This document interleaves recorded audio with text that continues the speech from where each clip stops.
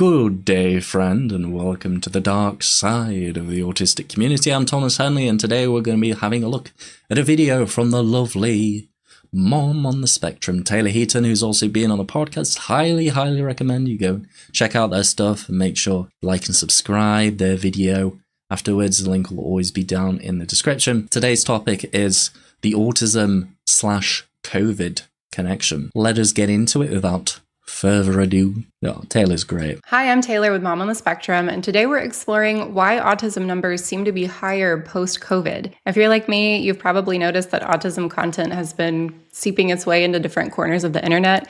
Maybe you're noticing you're seeing more videos now and wondering why they're popping up more frequently. Or maybe a coworker mentioned, I think I might be autistic, and you're starting to wonder, why is everybody talking about this? Because we are doing our job. We're getting to the point where we're seeping into the mainstream. I've been talking about it for years, and it's a great thing. But it also, sort of a negative to that is that the mainstream is getting more attention to it. So, of course, there is going to be more detractors, more autism, disability, cringe content out there. I'm waiting for it. I'm waiting for criticisms of neurodiversity.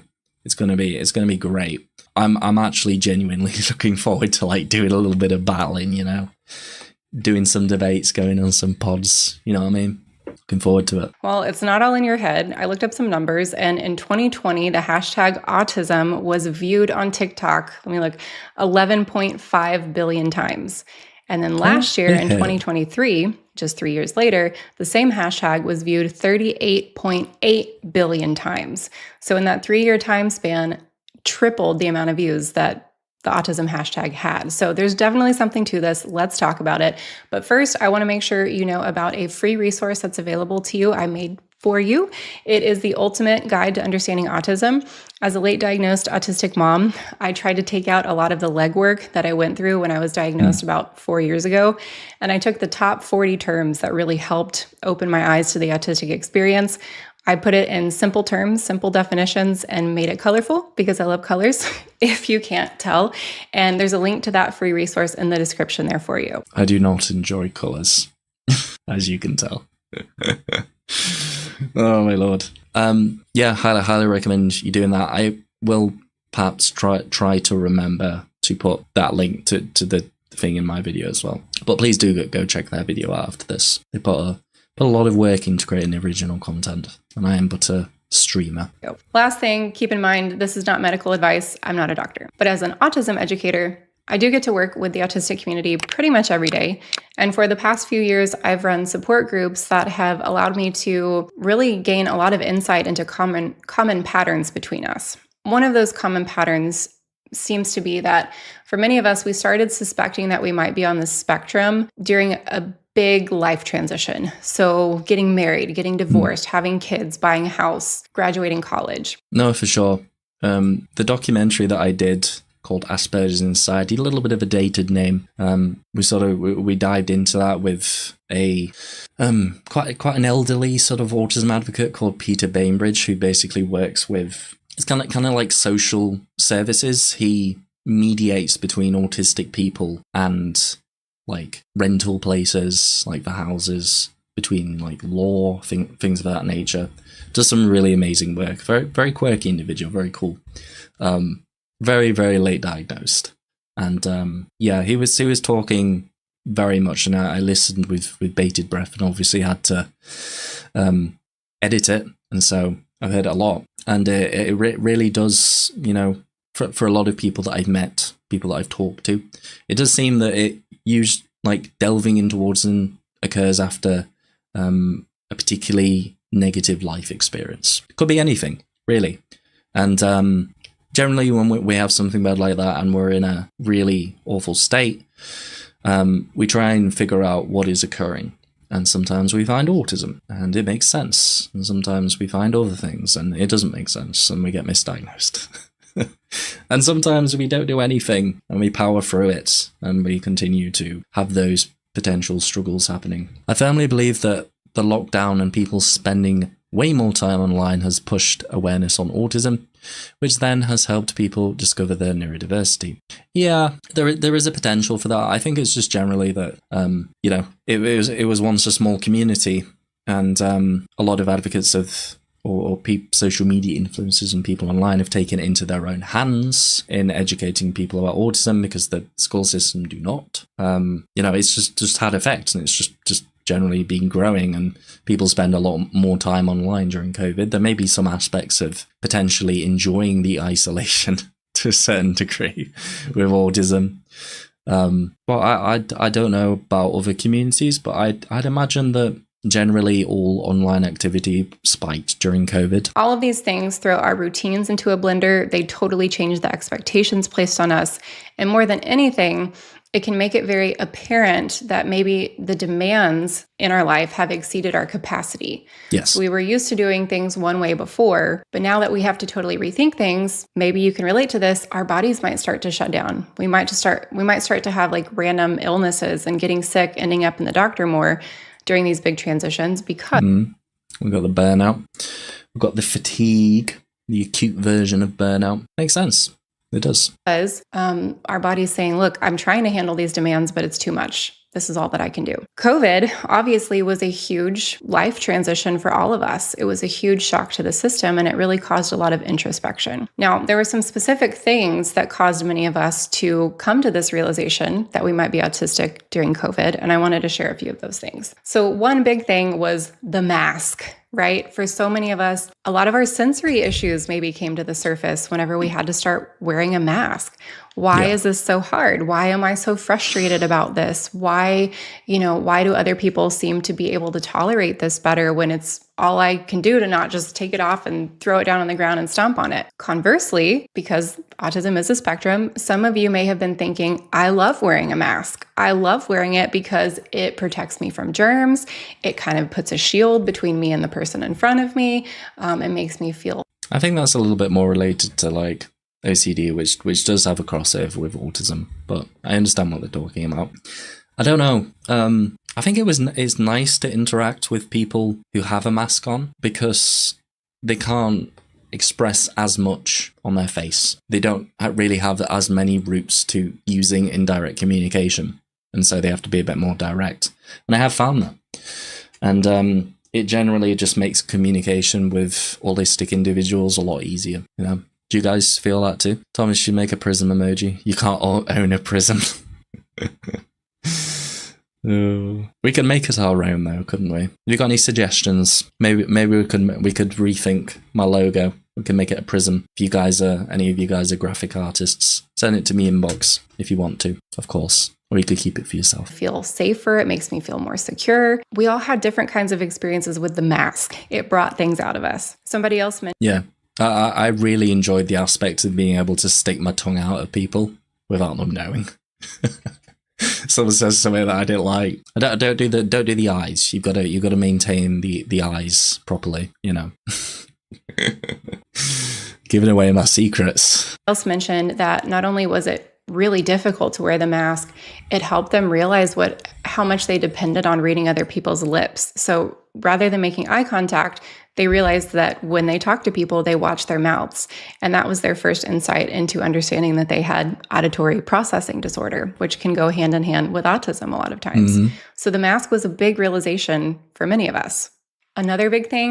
Well, I found generally that I just, like, if I don't really do it, but when I did try to mask, I tried, my technique was basically to look through somebody. I just unfocused my eyes consciously. Apparently that's something that not everyone can do, but I learned to do that when I was swimming underwater at one point. I saw a documentary about people who go like free diving and stuff, like tribes and all that, and apparently they can do it too. So I was like, I'm a human too, I can do it. Now I can do it all the time. I'm doing it right now. I can also wiggle my eyes, like vibrate them. Thing was the extra alone time and seeing how other people responded to this. So for many autistic people, I've had them confide in me, I kind of liked the world better during the pandemic, illness and sickness aside, right? But the way things were structured, where it was okay to spend a lot of time at home, there were fewer social events, there were fewer demands placed on my schedule. Well, generally, if people invite me to a social event and I say no, Like that's just fine.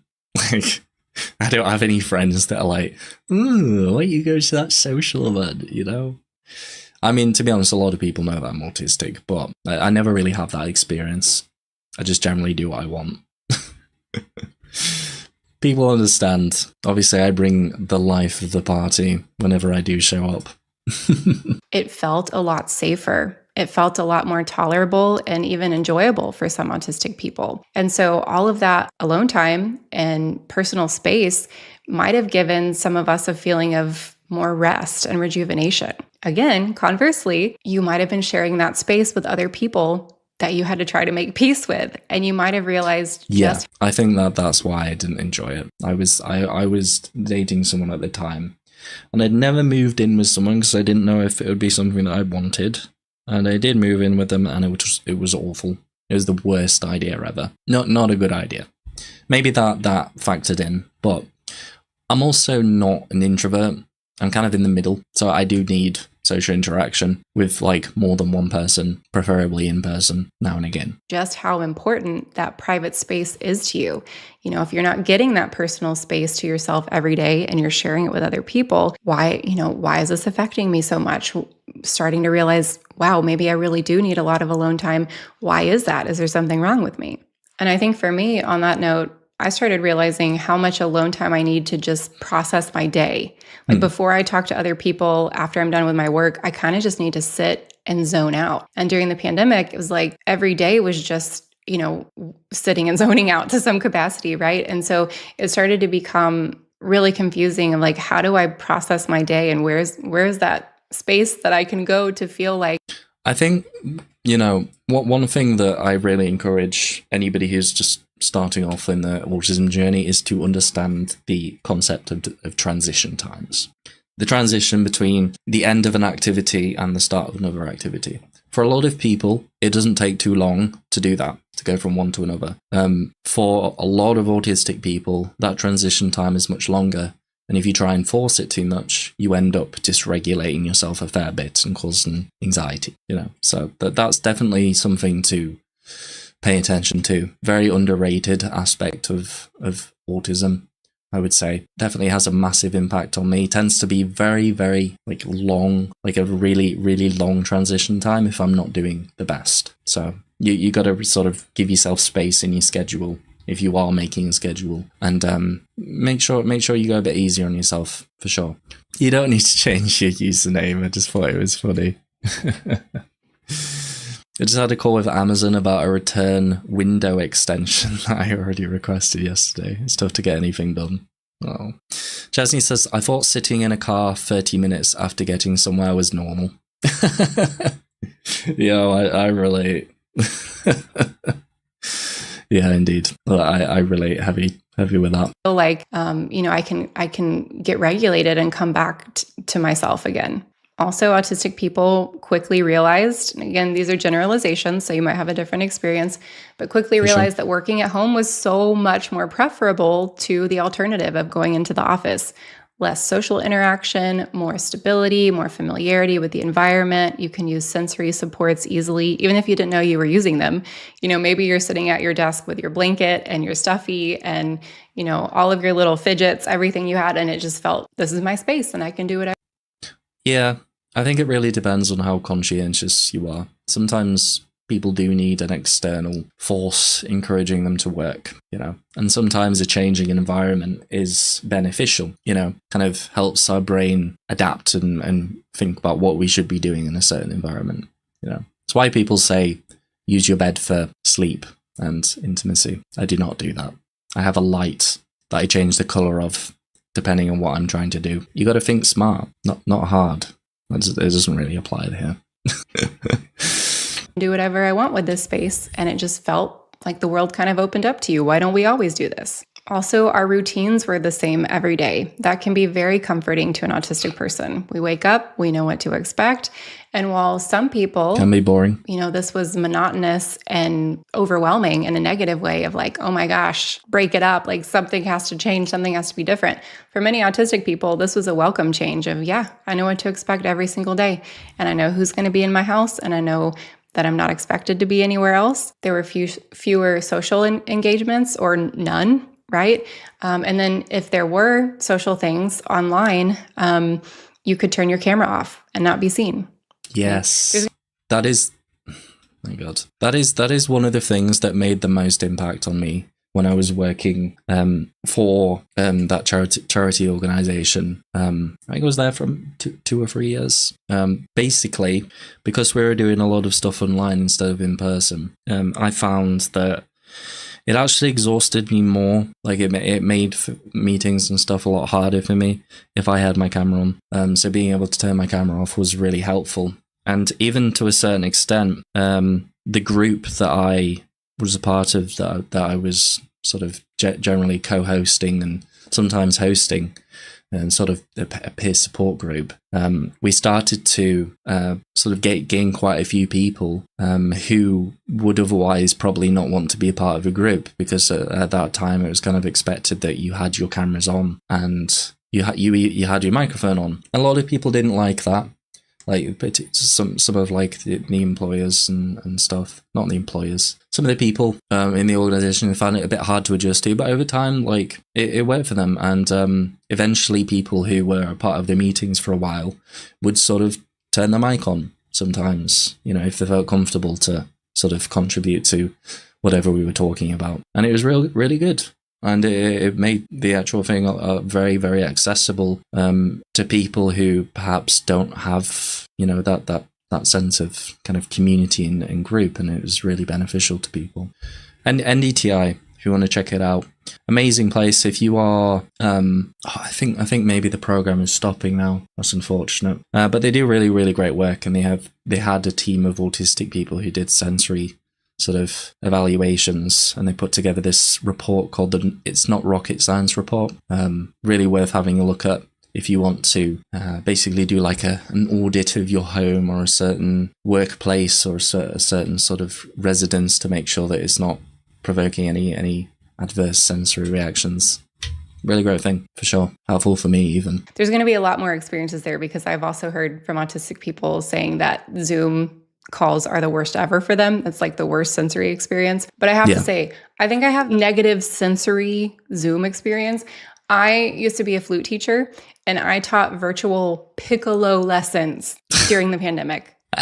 Piccolo through Zoom.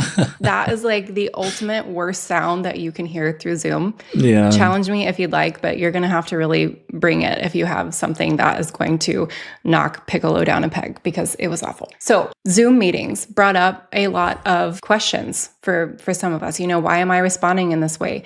Why do I prefer this? Why is this so difficult for me? Whatever your experience might have been, you start to see that other people are handling social expectations much differently. For me, one thing that I really liked about the pandemic, again, illness and sickness and the awful atrocity of it aside, was it was an excuse to be a germaphobe, and nobody would judge me, because I have a lot of OCD tendencies too. I loved the masks. I loved that everybody was washing their hands. I loved that when you went to the store, everybody had a mask on. It just was like, I could skip and run around and be like, yes, like all the germs are dying. I loved that component of it. I just felt safer when I was out, and I felt like more. I get the feeling, Taylor, if you are watching this, that you should definitely visit Japan. I think you would love it there. Definitely not something that makes me have any issues. I am whatever the opposite of a germaphobe is, probably to my detriment, but I hardly ever get sick. But then the times I do get sick, it's horrendous. More protected. So I do kind of miss that emphasis of just being hypervigilant about germs. Not that I don't do that. I still have my processes, but the rest of the world does not have the same processes that I do. Anyway, the last thing that I wanted to share here is that there's probably a lot more downtime for many of us during the pandemic, which could have meant that we felt more rested, more regulated, because we weren't having all this sensory input of going to the grocery store, being around people, transitions, going to the workroom, break room at work and having lunch. We weren't having all these additional experiences that caused us to drain our energy during the day. So maybe we felt like we had more energy than ever before during the pandemic. Again, your experience might be different, but in addition to I'd probably have a lot more energy if I didn't gain like 50 kilos of weight. and reduced my physical exercise.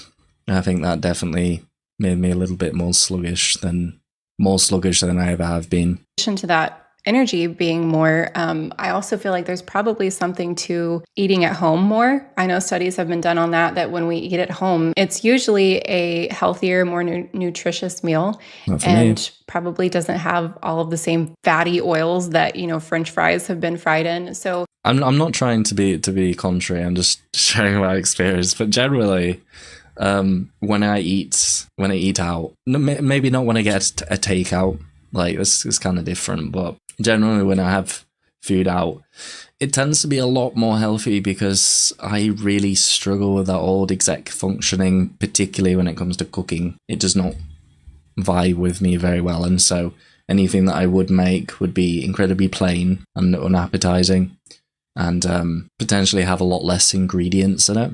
So I generally, when I go out and eat, if I'm going to like a fancy restaurant, I'm a little bit of I do enjoy my seafood. I tend to eat a lot of I tend to pick out the most exotic thing on the menu and eat that, if it sounds nice, of course. You gotta have that seafood to get your iodine levels higher. Potentially a lot of microplastics too, though. So you may have felt better at home because you were eating less fatty foods. You weren't going through the drive-thru as much. You were cooking at home. And autistic people tend to have a lot of gastrointestinal issues. I don't know. I'd be curious to hear if those were different for you during the pandemic, if your eating habits were forced to change, right? Yeah. My eating habits got a lot worse. I found myself snacking a lot more than usual on sweets and crisps and fatty things. Whereas usually if I get myself out a lot more, if I go and exercise, if I go to the gym, if I do Muay Thai, usually suppresses my appetite a little bit, or at least like makes me want to eat like a whole meal. Like I feel like I've exerted myself. I want to eat something like real good, Love my prawns and salmon on toast. Interesting. I usually go for stuff like mussels and like squid, anything that looks weird. No, that sounds good. I like, I think one of my favorite kind of meals that doesn't require much preparation has to be, it's healthy, but it is very high calorie. It has to be you get like a tub of like prawn mayonnaise, like not mayonnaise that's prawn flavored, like prawns in some sauce. I don't know. And you cut an avocado in half, and you take the pip out, of course, the stone, and you just put it in the hole. It's good. It is like it's great. It's avocado. What can I say? Just be careful about eating too many, because I don't think it's the most ethically sourced food that you can get. Yeah, prawn, maybe not prawn mayo sandwich. I don't enjoy that. But with the avocado, what do they taste like? Mussels? They taste like the sea, but not so much like oysters, where it's like a horrible texture. It's like chewy and just a bit kind of salty and proteiny. Don't really know how to describe it, to be honest. Right. So obviously the pandemic changed things for all of us, but I think this is a very heavily self-introspective period for autistic people, where we really had to come to grips with, why are other people handling these social changes differently? Why are they having a harder time with it? Why are they having an easier time with it? Why do I have all of this sensory discomfort with the masks, whatever it might be? So lots of questions that cause us to really kind of look inward and think, why might this be happening? We have more time. So do I think COVID caused more autism? Let me just say no, like hands down, no, COVID did not cause more autism. It's not caused by vaccines or... I have to say that this is a wonderful change to the last video that we watched about autism and vaccines from that I can't remember the name of it. Yes, it's not really, there is a correlation, perhaps. More people have more online time, of course. I think the industry that grew the most through, like the sort of media related industry that grew the most was streaming, I think. Or I've been told that, because of, aspects of loneliness if you're living on your own. People like to have just, even if they're not like watching it, they're just like having people in the background. It's kind of nice, isn't it? It's like watching the TV, but it's a little bit more intimate than that. I haven't tried clams. It's not really a staple where I'm from. Mussels aren't really a staple, to be honest, but I'm I've got some great news that I will share after this. A virus or anything like that. But I do think that, like I said, it was a big major life event that caused a lot of us to 100%. take a moment and be like, I'm pretty different. I'm pretty different than the way the rest of the world is handling this. So let me know your thoughts. Let me know if there were any aha moments for you during the pandemic where you were like, something's different about me. I'm not processing this the same way. I'd be really curious to hear. So can we just take a moment to appreciate what an amazing jawline Taylor has? I'm extremely jealous. Amazing video. Thank you so much to Taylor Heaton from Mom on the Spectrum. Please, if you have not, go and like their video. Subscribe to them. They've got a lot of cool resources, and they do their support groups and stuff. They're doing some really, really great stuff over on their channel. And I hope you've enjoyed this video. Hope it's been somewhat informative, and I shall see you later.